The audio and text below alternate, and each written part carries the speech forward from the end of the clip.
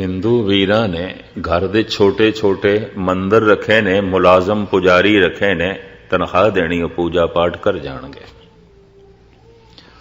Rice लोगां ने भारत दे अपने घर दे गुरु ग्रंथ साहब दा प्रकाश रखे है। कोई विशेष ग्रंथी दी ड्यूटी लाई हुई है, सवेरे प्रकाश भी कर जाए, शामी सुखासन भी कर जाए। उन्हां कोल ते मत्था टेकण दा भी वक्त कोई नहीं। लोगन राम खिलौना जाना। जिस दिन सुनन दी रुचि बने, शौक पैदा होवे, सुन के रस भी मिले, चंगा भी लगे, समझ लेना धर्म दे मार्ग ते यात्रा शुरू हुई है, वरना नहीं। बद्धा चट्टी जो भरे, ना गुण ना उपकार। गुरु अंगद देव जी महाराज का श्लोक है। इनू कोई गुण भी ना समझो, इनू कोई परोपकार भी ना समझो, इनू कोई धर्म भी ना समझो, बद्धा चट्टी कर रहे हैं। कास जिवें कटनी, चलो छेती छेती जपजी साहब पढ़ लो। वो एक पौड़ी पढ़ ले, सिर्फ मूल मंत्र ही जप, जरा प्यार नाल, जरा एकाग्रता नाल, जरा ध्यान नाल। बद्धा चट्टी जो भरे, ना गुण ना उपकार, सेती खुशी सवारिए। गुरु अंगद देव जी महाराज कहते खुशी नाल कम कर। बद्धा चट्टी की वो कोई गुण भी नहीं है, वो कोई परोपकार भी नहीं है। किसी दे लिहाज करके गुरुद्वारे आया है, उंज नहीं आना सी, गुरु करके नहीं आया। बद्धा चट्टी पाठ कीता है, उंज अंदर कोई शौक नहीं है, वो मंग ते तरंग नहीं जागी। बाबे फरीद ने एक सोहनी मिसाल दे के अपनी एक अवस्था का जिक्र किया है। एक दिन उन्होंने इशा की नमाज नहीं पढ़ी सी। इशा की नमाज जब सूरज गरूब हो जाता है, आसमान ते लाली छा जाती है, उस समय भी एक मुसलमान नमाज पढ़ते हैं, उन्होंने इशा की नमाज कहते हैं। नमाज इशा वो नहीं पढ़ी सी। कुछ शरीर उस दिन साथ नहीं दे रहा सी, कुछ अंदर कई दफा मन अड़ी कर जाता है। चंगे चंगे साधु संत फकीरां दा भी ये भी महसूस करते हैं, नहीं पढ़ी। रोज रोज नितनेम करने वाले भी कई दफा सोचते हैं चलो अज ना ही सही। रोज रोज अमृत वेले उठने वाले भी कई दफा फैसला कर लेंगे चलो अज ना ही सही। ये जो मैं थानू सुना रहा, ये बहुतियां दी जिंदगी दी घटना है। चलो रोज ते उठते हैं, अज ना ही सही। रोज ते जपदे हैं, अज ना ही सही। रोज ते पाठ करते हैं, अज ना ही सही। बाबा फरीद कहते ने इस तरह ही मन ने आख्या, रोज ते इशा दी नमाज पढ़ते हैं, अज ना ही सही। की फर्क पैंदा है? नहीं पढ़ी, इशा लंघ गई। ते मुसलमानां दे च एक कहावत है, वेले दी नमाज कुवेले दियां टकरां। समय सिर और समय दी नमाज नहीं पढ़ी, बाद दे ते टकरां ही ने अगर पढ़ना है तो। समय का अपना प्रभाव होता है, समय का अपना असर है। सवेरे जो मन की हालत आती है, दोपहर दे चो नहीं आती। दोपहर दे जो मन की हालत आती है, शाम दे चो नहीं आती। शाम दे जो मन की हालत आती है, वो किसी हद तक रात दे च नहीं आती। समय का अपना प्रभाव है। सर्दी दे च मन की हालत कुछ होर हो जाती है, गर्मी च कुछ होर हो जाती है, मौसम खिजान दे च मन कुछ होर हो जाता है, मौसम बहार दे च मन कुछ होर हो जाता है। मौसम का बकायदा तन ते मन दे ते अपना प्रभाव है। इस वास्ते आदि काल तो ऋषि मुनिया ने, संत जना ने ऐसा आख्या, एक ऐसा समा भी है जिन्हों ब्रह्म मुहूर्त कह सकते हैं, अलल सुबह कह सकते हैं, अमृत वेला कह सकते हैं। उस समय का असर, उस वेले का असर, उस वक्त का असर, उस समय का प्रभाव। और सतगुणां दी बाणी दा फरमान है, हर अमृत वेले वत्ते का बीजिया, भगत खाए खर्च रहे निखुटे नाई। टोट ही नहीं आउंदी, इतनी बरकत है। पर हुण अंदर किधरे शौक होवे ते शौक उठावे।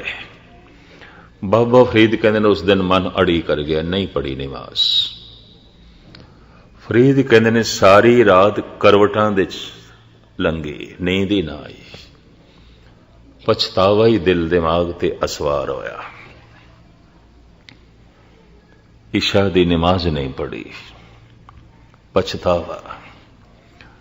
इसनूं आप एक बड़े सोहने श्लोक दे वर्णन करदे हैं। फरीदा अज न सुती कंत स्यों, अंग मुड़े मुड़ जाए। अज खुदा दा वसल नसीब नहीं सी,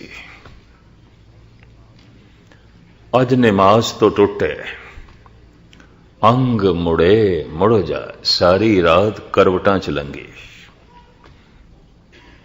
शरीर दा अंग अंग दुख रहा है, वो नींदरा रह गया, पछताव्या, बोझ बन के रहा।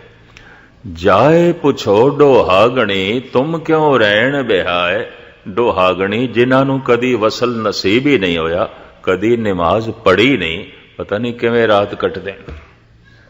बाबा फरीद पता नहीं किवें जिंदगी व्यतीत करते हैं। फरीद हैरान ने किवें जिंदगी लंघा छड़दे ने। जद कदी किसी नूं अभ्यास दी थोड़ी झलक मिलती है, उहदे अंदर एक तरस भी पैदा हो जाता है, पता नहीं ये सिख नितनेम तो बिना किवें दिन कट लैंदा है, ये जप तो बिना दिन किवें गुजार लैंदा है, ये गुरबाणी दे पाठ तो बिना समा किवें कट लैंदा है। उस दे अंदर दया भी पैदा होंदी है, हैरानगी भी पैदा होंदी है। लेकिन ऐसी अवस्था चंगे तो चंगे अभ्यासियां दी भी बनदी है, कदी मन अड़ी कर जाता है। यह भी मैं अर्ज करते हैं। हुणे ही मैनू चाकर साहब एक गाथा सुना रहे सन कमरे विच। बाबा सुंदर सिंह अली बेग दीयां गल्लां चलियां। एक ब्रह्म ज्ञानी आत्मा जो देश की वंड तो पहले शरीर छोड़ गए सन, और वाकई भेजी हुई आत्मा जिस महल्ले चो लंघ जान मुसलमान भी सजदा करते सन, झुक जाते सन। और हर मुसलमान कहता सी जिंदगी च एक पीर देखे, जिंदगी च एक वली देखे। बेदी खानदान चों सन, अठे पैर भजन दा रूप। भजन किसनू कहते ने? बाबा सुंदर सिंह नू वेख लईए। बंदगी किसनू कहते ने? उन्हां दी तर्जे जिंदगी। ते चाकर साहब अज मैनू दस रहे सन, सुलझे विद्वान ने, जाप साहब बकायदा इन्होंने टीका ते व्याख्या बड़ी सुंदर लिखी है। गुरुद्वारा श्रोमणी गुरुद्वारा प्रबंधक कमेटी ने छापी है। मुख्तसर मैं अर्ज करा, ये किधरे उन्हां कोल रहे ने, मैं तो किधरे इन्हों एक सुनी सुनाई गाथा सुना बैठा बुजुर्गों कोल जिहड़े अजे भी जिंदा ने। एक मुसलमान फकीर सी डेरे दे कोल, वो बाबा सुंदर सिंह जद रोटी लियान ते खांदा सी, उंज नहीं खांदा सी। ते बाबा सुंदर सिंह एक 3 दिन बीमार रह गए, रोटी नहीं पहुंचाई, नहीं खाधी उन्होंने। मीरपुर दी वो बोली बोलदा हुंदा सी, रावलपिंडी ते कश्मीर दी बोली दी झलक सी उसदी। मुसलमान आके तरले लैन, फकीर साईं रोटी खाओ, ते बाबा सुंदर सिंह जी नूं तहसीलदार करके बुलांदा सी। मैं की तहसीलदार आवेगा खिलावेगा, उंज नहीं। बोली उधर दी बोलदा सी, मेरा तहसीलदार आएगा खिलाएगा, उंज नहीं।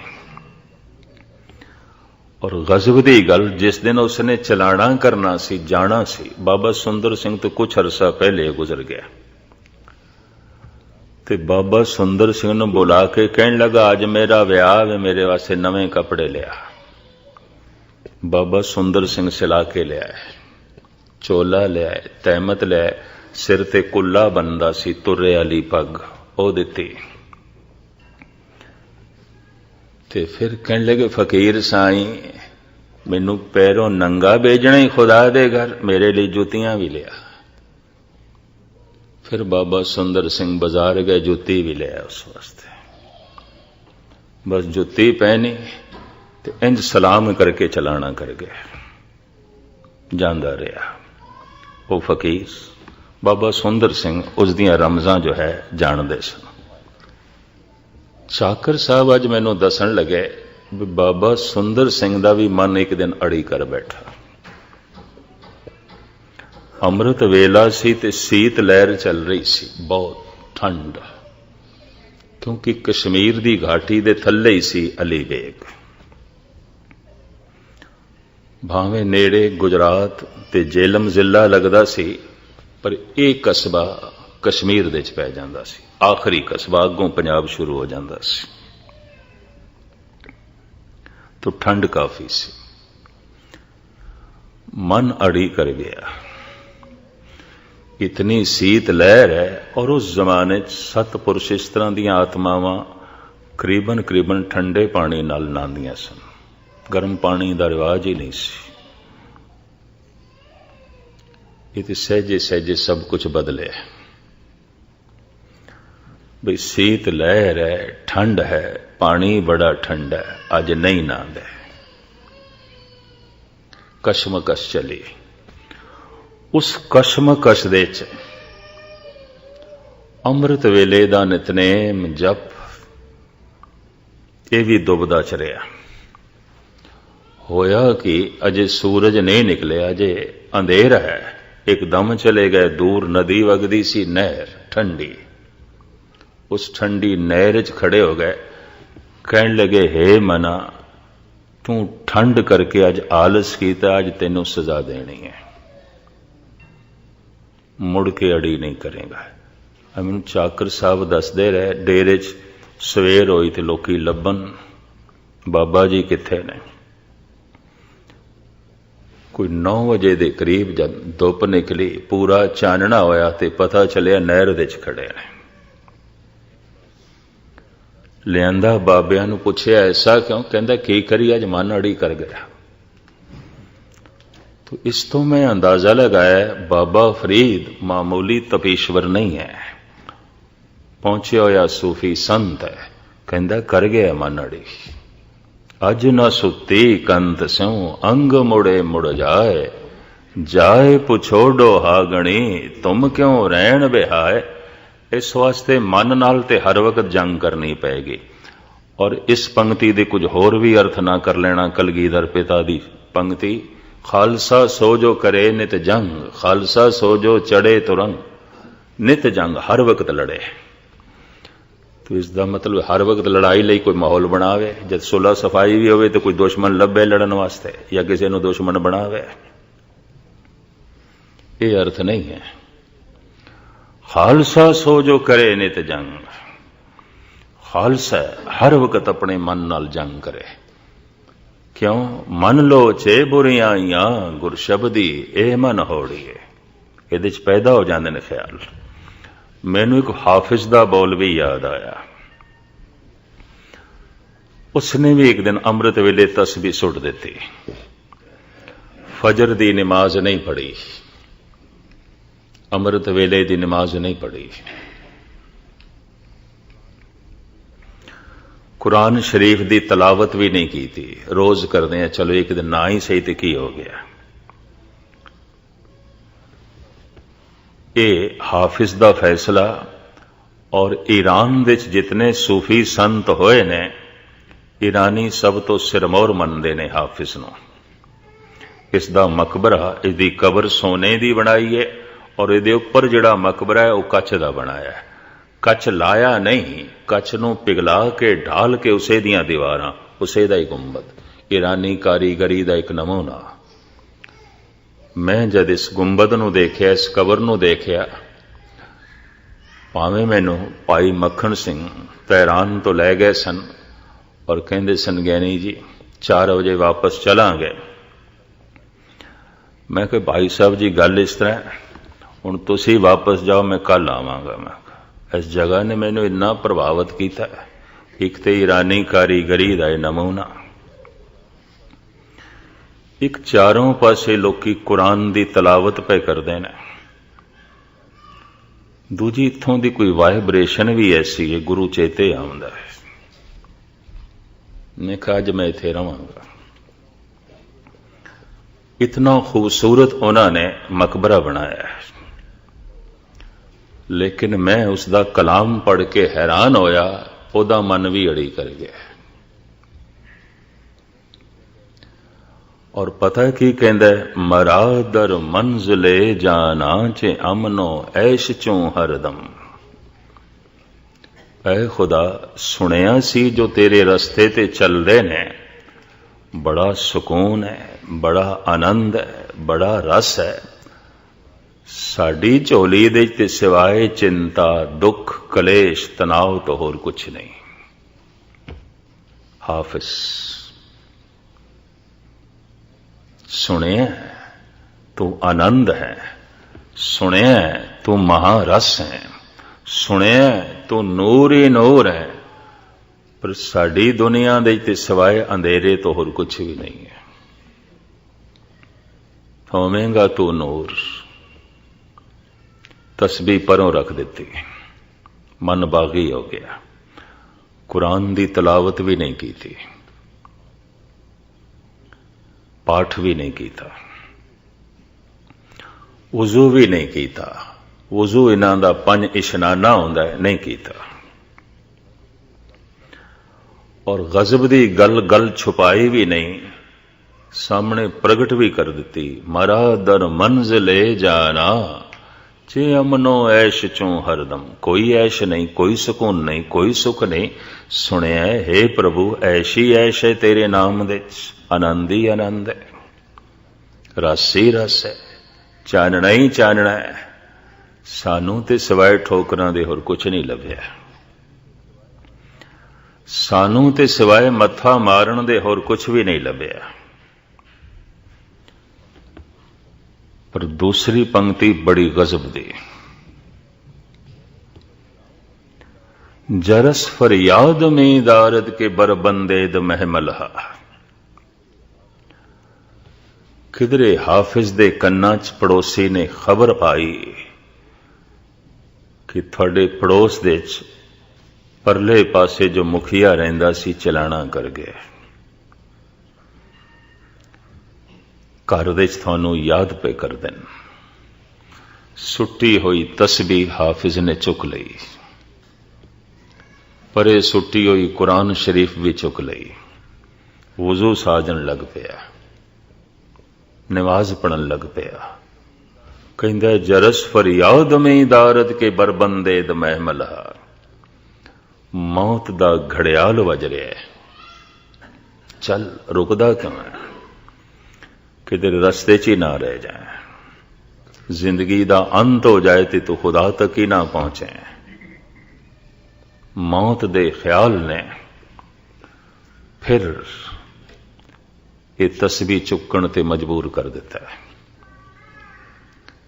फिर कुरान शरीफ पढ़न ते मजबूर कर दिता है। फिर मैं वजू साजे और अगां चल के कहंदा है, शबे तारीक बीमे मौज गर्दा वेचो नहीं आयल, कुजादा निंदे हाले मां सुबुक सारा ने साहिल हा।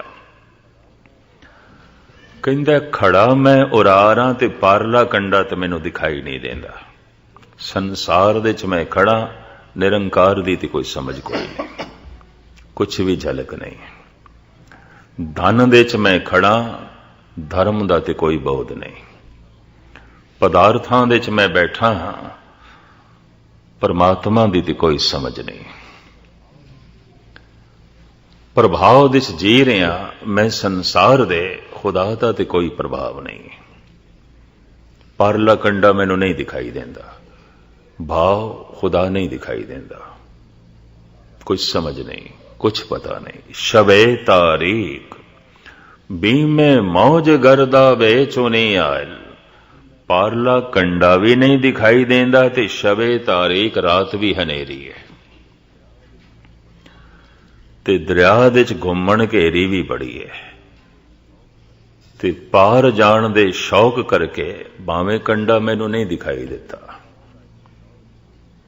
खुदा दा एक शौक, भावें खुदा दी समझ कोई नहीं। चल पिया और दरिया दे च पैर पा बैठा, घुमण घेरे च फस गया। आप दी ज्ञात लई अर्ज करा, मनुख दे अंदर एक कोई बुरा विचार आ जाए ना अंदर, वो अंदर घुमण घेरी बना देंदा है और उसे तरह का विचार बार बार आवेगा,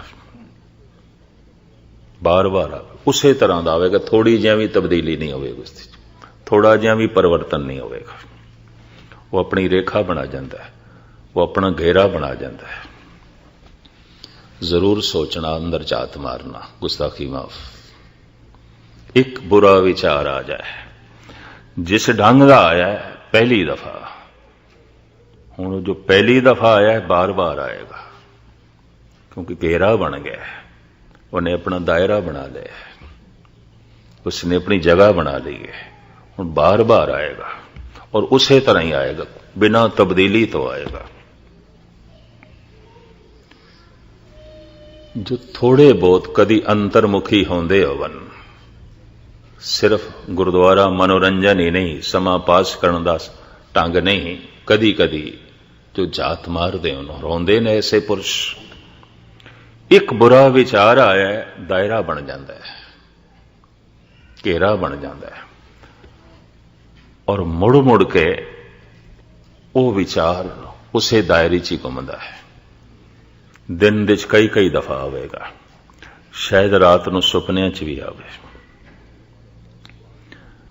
ये फकीर कहंदा है, पारला कंडा दिखाई नहीं देंदा, घुमण घेरे च मैं फसिया ते दूसरा नाल भी मेरे कोई नहीं। जिहो जिहां दी बंदगी मैं कर रहा, मेरा कोई साथी भी नहीं है।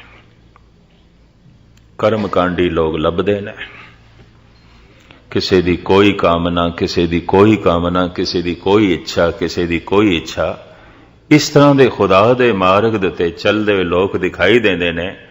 मैनूं तो कोई साथी भी नहीं दिखाई देंदा जिस दे अंदर सिर्फ खुदा दी इच्छा होवे और कुछ भी नहीं, खुदा ही चाहिए।